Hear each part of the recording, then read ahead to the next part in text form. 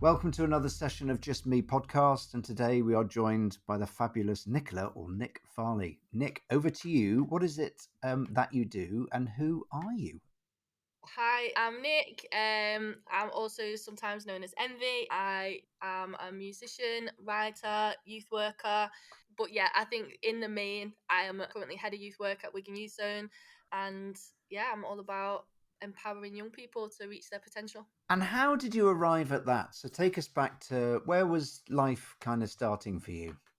So I grew up in South Manchester in a very working class, single parent household. Quite a bit of economic deprivation, but lots of love and lots of Oh, support, and lots of good people around me, sort of building up my confidence and making me feel like I could do anything. And that sort of created a really confident young person that just followed my interests and my passion. And I think through some of the traumatic things that I went through as a young person, I was quite closed off with my emotions, and I really struggled to express myself. I felt like I had to be tough all the time, and so I couldn't really express myself. And then I discovered hip hop music, and when I first heard it, I just realized what a powerful vehicle it could be in terms of storytelling. And I feel like sometimes in rap music, there's a million more lyrics than in a pop song, and I just really recognized the power of that voice in that music. And so through some painful moments, I really connected with that.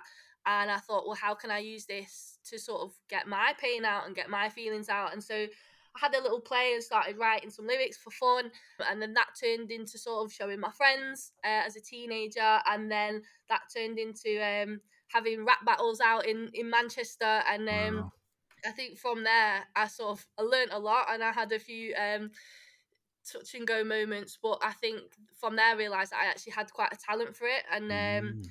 I was always one to do something that people said I shouldn't do. Like, it was a space that wasn't particularly for women. It was a space that wasn't particularly for white women, particularly. And I liked to be different. So I was, I think I thrive in those situations really where I feel like I shouldn't be somewhere. I think I've always been a little bit disruptive in that way. And yeah, so basically, long story short, I found out I was really good at music. A lot of doors opened to me through that, and I had a really successful music career for a period of time. And then I went through some life experiences. I lost my mum at Oh. 24, and the record label I was signed to shut down, and it was just a massive period of change. And I think of like the rug being pulled out from under me a little bit. Mm. And in that time, I really did some reflecting, and I was like, I don't want to just put my energy into building up myself. I want to build up other people. I had already had some experience delivering music workshops just through my from music career, and so that's when I looked into getting involved in youth projects, and that's where my youth work career started. And I think it was great because I was able to use all my life experience as well as my talents and my creative skills to do something positive. Wow. And when you were younger, did you belong to any youth centres or did you go to any kind of youth clubs and stuff?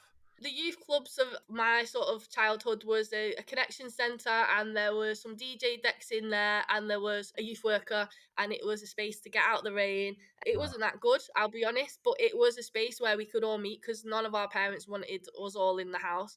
And so it stopped us walking about on the streets and probably putting ourselves in unsafe situations. And again, it was a space where we could develop those skills. So we did learn like a bit of DJing skills. And I then went on to work in community radio. So it probably did help me with that. Mm.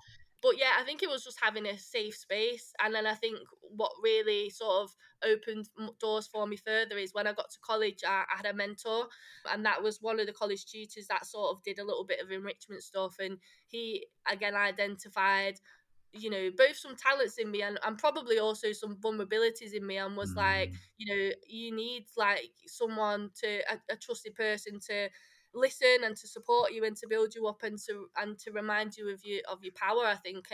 And he really did a great job with that, and that really helped me sort of go to the next level. And I think that is something in myself, and I think intrinsically in a lot of youth workers, it seems to be taking it back to a moment in your life where your life could have probably gone one or two ways, but you had someone Mm. say something or do something, however small, that sort of pushed you the right way, and you want to be that person for more young people. Wow. And in terms of kind of Wigan Youth Zone, what is it that you do there and how do you kind of get engaged with the young people there? Yeah, so Wigan Youth Zone is like an open access youth club. We're a universal provision, so that basically means we're here for everyone from 8 to 19 or up to 25-year-olds with additional needs. The Youth Zone model is like quite unique in the youth club setting in two ways. It's unique because it's a state of the art building, so it's not the youth club of my day where it was just Mm, a part of the library with some decks in it. It is a multi-million-pound building. We have a climbing wall, we have a gym, we have a wow, recording studio, a skate park, we have 4 football pitches. I would wow. challenge anyone to find something that a young Yeah. person wanted to do here that we couldn't do, or if we don't already do it, we do really keep youth voice at the heart of it. And if there's something we don't do, we'll try and make it happen. And I think the second unique thing about it is we get funding from various different streams. So the onside model, which is part of the network we're part Mm, of, although we're an independent charity, onside model is all about drawing funding from both local authority, from the charity sector, grants and trusts, and also local businesses. So it's really good in that it becomes that community asset where everyone in the community is invested in it, and and we treat it as such. So we get different partners in to deliver, we have different community groups use it in the daytime, schools use it. And so yeah, in here, although we've got all these activities going on, they are the vehicle for the youth work. And in my opinion, as head of youth work is like a transformative relationship that mm, adults have with young people as a trusted adult. And our objective is just to like help a young person get from where they are to fulfill their full potential. So we meet young people where they're at, and they can be at very different stages when we meet them, and we help them to be the best they can be and go out into the world and hopefully make the world a better place. wow. And what have you learnt along the way? I've learned that, everyone's journey is different. I've learned that patience is very, very important. And, there's one saying that I come back to so often that my staff probably shake my head when I say it, but get curious, not furious is a saying that I really like to get to, because Oh, there are times when we get challenges, and I particularly when working with young people who are in a stage of development and emotions and change, and mm, lots of scary stuff happen in your life when you're particularly like in adolescence. And I think, rather than letting things and behaviours trigger us or upset us, I think it's really important to get curious about why they're happening and where it's coming from. And that helps you to have that patience. And it's not just with young people. I think that goes for any relationships. I think instead of mm. feeling an emotion, I think when we feel a negative emotion, it's get curious about it and understand where that's coming from. And a huge part of youth work is reflection, and it helps you to understand yourself as much as anything, and understand why you're feeling certain things that can help you show up better for other people. That's brilliant. And do you think because you kind of got into rap music and hip hop and realized that there was a really good kind of emotional kind of alphabet and language that you created and learned there, Yeah, do you think that whole curious and furious thing, do you think that's really informed that and helped that? I think I've always just tried to be a bit of an out of the box thinker. I don't just take Mm, things at face value. So yeah, that possibly is something to do with it. I think I do like to dig deeper into meanings, and not just, it is like that in your lyrics, isn't it? Your mm. lyrics could have multiple meanings. So yeah, possibly. I've never really thought of it like that. That's brilliant. What and who has kind of helped you along the way? I mean, you talked about your mum. She must have been, really like, huge role model in your life. But anyone Yeah. else? Yeah, I think I've always had a supportive network. I've got a small family, but a very close knit family. So just knowing that I had that support to be my authentic self really, really Mm, always meant a lot, because I was always felt a bit different. I've always gone against the grain. I am sort of just a little bit out there compared to a lot of my family, but they've always accepted me for me. And I think that's mm, really helped me just have the confidence to try new things and realize what I'm good at and what I'm not. And I think I just can't imagine how my life would have turned out if I didn't have that sort of foundation. Also, I think like the mentor I mentioned, mm, Martin, he was a hugely instrumental, not just in sort of getting me to the point where I realised I could achieve these crazy thoughts that I might have, like making a mixtape and getting on the radio, and just making me believe in the art of the impossible, really, and that everything's possible if you just try. that really helps. And then just, there's been lots of people along the way, like different mentors and label managers, producers. My first producer, Medicine, was a huge mentor in terms of the industry. There's people like Mary Ann Hobbs, who was on Radio 1 at the time, who, Mm, again, was the first person that really took a chance. I was just this little kid from Manchester, this random person that had come out of nowhere, and she was like, I want you to come on. She heard me on a One Extra show, like a really late night One Extra show, right. having a battle, and she was like, Wow. oh, who's that girl? I want her to come on my show. And I was like, hang on a minute, Mary Ann Hobbs from Radio 1 wants me Yeah. to come on her show. And it was just from there, I think things just sort of dominoed. And it almost felt like it happened by accident. But when I look back now, I realise that it didn't happen by accident. It was because I put myself in lots of situations that Brilliant. helped those doors to open for me. That's so brilliant. And what obstacles do you think have helped or even hindered you along the way? It's an interesting question, because I tend to be a bit blind to the obstacles in some Yeah, ways, because yeah. I think I always had that feeling of, like, in some ways, seeing the obstacles made me want to get through them more. And I think particularly I chose a field of work that the music industry in itself is very male dominated, but take Yeah. that into the hip hop space, it is particularly male dominated. So I think that was a barrier to begin with. I think probably was a bit before my time also as a female Mm, regional rapper out from outside of London. So I think I was knocking on a lot of closed doors at the time, and people didn't really understand that there could be any other voice from outside London come in and mm. with this different perspective. I've always sort of saw that as a challenge, and I like a challenge. So I don't think that many obstacles have, and if they have, they've just made me more resilient. So I Brilliant. appreciate sometimes that everything's not always been straightforward, because it's helped me figure out my problem solving skills and my resilience a little bit to work out different ways to get there. That's so cool. And what keeps you going when times get tough? I think, like, a big thing for me is like having a purpose and understanding what that Wow. is. I think it's really important. Like, we all have difficult days, but it's whether it's in my work as a youth worker, it's knowing the difference that we can make, and getting Mm, back to the why of why we do what we do. And sometimes we will have challenges, and that's part of the journey.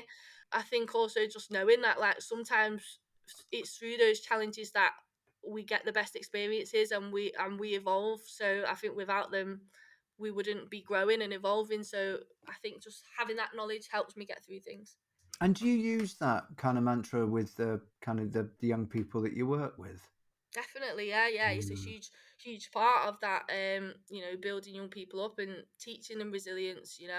It's mm, letting them know that sometimes we will face challenges. Sometimes we will come across closed doors. Sometimes, just because of our life circumstances that are out of our control, things are going to be a bit harder. But I think it's building them up to say that doesn't mean that things are unachievable. It's like, what steps do you need to take to get there? It's about that self belief. It's about understanding that if you want to do something, you have a right to try it, and you've got a team around you to help you to try and get there. So yeah, I think a lot of it comes from that self confidence and self belief. and how do you see the young people at the centre? Do you see them without confidence? Do you see them kind of lacking that sense of identity and self? Yeah, yeah, Yeah. definitely. I Oh, think I think it's something we can probably all relate to at one point in our mm, childhood and adolescence. You have a need to fit in at that age. You're understanding your own identity. You're understanding the world. But I think on top of that, I think nowadays young people are dealing with so much other stuff that I know I didn't have to deal with as a young person. It's the internet, it's social media, it's the pressures of keeping up, it's cancellation culture, it's everything. Every mistake you make is filmed and archived, and mm, there is a lot of fear that comes with that, and a lot of sort of need to fit in or keep up with the Joneses with young people, and it is just so hard. So yeah, it's definitely something we see a lot. And I think that is why youth workers and safe spaces like this are so important, because mm. again, there's lots of reasons why it's not always through lack of trying or lack of love that families and carers can't show up for young people nowadays. That we work in an area of a lot of deprivation, and a lot of families are working extra jobs, late hours. They're not getting to spend time with the young people to Mm, hear what's going on in their life and to tell them that they can do anything they want to do. So, now more than ever, those trusted adults are so important out in the community to help, you know, be that support network. that's so brilliant. And if you could go back to a younger Nicola or Nick, what advice would you give to your younger self? Hmm. I think just believe in yourself, Yeah, and be yourself, be authentic. You don't have to change yourself to make anything happen. Be yourself, and just keep pushing through. Tough times don't last, but tough people do. So just keep that's going. lovely. That's really lovely. And is that the same advice you give to other people as well, especially young people? Yeah, not as simplistic as that, but I think where appropriate, yeah, it's about pushing people to get the support. I think mental health particularly is a huge challenge for young people at the minute. So for me, that all starts in yourself, and I think your mind has to be a fortress, and you have to protect it because there's so much outside influence and there's so much stuff going on out in the world that's out of our control. But I think one thing we can do is at least work as hard as we can to make our own minds a safe place to be. And I think again, as a young person, that it's not always like that because we do all have that negative self-talk that's sort of programmed in and gets louder and louder when someone bullies you or you see Mm, something on social media. And I think it's so important that again, as youth workers, we can be that louder voice to go, no, actually, these things aren't true, and these are the wonderful things about you, and just help them to do what they can to make their own minds like a safe place to be. that's so lovely. I love your thing about tough times don't last, but tough people do. Yeah. That's really lovely. It's really nice. Yeah, we all go through. Life is never going to be straightforward. It doesn't matter what position you Mhm. come from either. Like we're all going to go through challenges. So I think it's just important to, yeah, give yourself a bit of grace. Recognize that we're all going to mess up at times. We're all going to be thrown a curveball. But I think a big thing that I work with young people on and myself is focus on the things that you can control, and then the things that you can't, we have to work out how to manage. But for now, like, it's like, what can you control in this situation? And I think empowerment is so important to me because especially with young people, power is not something they are typically used to. They're told, you got to get up, you got to go to school, or we'll take your mum to Mm, court, you got to do this, you got to be here, you got to say this, you got to wear that, you can't cut your hair this way. They don't have a lot of power or say in their lives at all. And I think that wow, youth worker relationship is one that gives power to young people and says, wow. actually, you should have a say, and you do have an opinion, and your opinion is valid. And we try to empower them as much as possible to take control where they can. I think that's really important. That's really lovely. Yeah, that's really lovely. And what legacy would you love to leave or like to leave behind? I think, for me, like, sometimes when you just have those like deep moments when you're like, what are we all doing here on this like big rock in the middle of space? I'm like, I think I just want to leave the world. This is cheesy as hell, but I just want to leave the world better than I found it. And, I don't have children, but in lots of ways, I feel like I've got 5,000 of them out there because I've been doing Oh, youth work for 17 years. And, you know, I feel like, I still get young people come up to me from I've worked with 10 years ago, and they go, do you know what? If it wasn't for you doing this, I wouldn't have gone for this job. And if it wasn't for you saying oh, this, I wouldn't be in this position where I am. And I think, youth work and just relationships in general, you plant those seeds, and sometimes you don't see what comes from them ever, even. mm, But like, I just know that somewhere out there, those seeds are like blooming, and the messages are somehow like sinking in, and people are recognizing them. And yeah, I just think like if I can make someone's experience in this world better, then I've done something good. And it might not change the world, but if it changes one person's experience of the world, then that's better than nothing. wow. And how do you see the magic in yourself that you bring to others and share with others? It's an interesting question, really. Like, I've always like had a bit of intrinsic like feeling, and it probably isn't intrinsic actually. When I look back, it probably is just because I had like a lot of love around me as a child, and a lot of people who let me feel that and build me Mm, up. But I don't know. I think for me, it's just because I always have tried things and like made things happen that no one would believe I could. Mm. I just thought, yeah, like I think it's just this like dogged determination that like it's almost like I've always wanted to like prove that I can. But I think, I think it's just about finding the magic in the simple things, really. Like I think we're so programmed, like we all work, we all have busy lives, we're all doing this and this. And I think actually I like to, maybe it's the artist in me, but I always think down to the little details. Like our bodies are amazing. Like Mm. how is my body like breathing right now? My heart's Mm. pumping blood around me, and how am I alive right now? And how do I have this consciousness? And like I think I'm just always fascinated by those like the magical behind the world, I guess. And so that makes me feel a bit magic. Even when I'm feeling crappy, I can be like, yeah, but again, I'm just this human experiencing like the world, and like the world is just a pretty magical place, really, in my opinion. That's really lovely. And what's your fizzy pop moment? When do you really kind of, I don't know, you do something or see something in somebody else? What makes you kind of go, wow, that's so cool, apart from seeing the magic in yourself and others? This is like something that I experience all the time in youth clubs, but it really is like does tie back to that why. It's like seeing young people like find something they're good at, or find something that they like makes them stand a bit taller. And again, I Mm. think like the systems that we create for young people, schools and things, and I'm not slagging schools off, because obviously they're important and I recognize the Mm. amazing work that a lot of teachers do, but they measure young people against certain things, right? And if young people aren't good at those things, young people do have a low view of self, and they suddenly, if a young person can't sit still in class for an hour, they're told that they're disruptive, that they're naughty. If a young person can't do maths, they think that they're stupid, but actually that young person could be Wow. like the most incredible drummer with incredible rhythm, and that might be partly why they can't sit still. They might be an incredible expressive dancer, and that's why they won't sit down in a science lesson, because they're thinking about how they can move the bodies and stuff like that.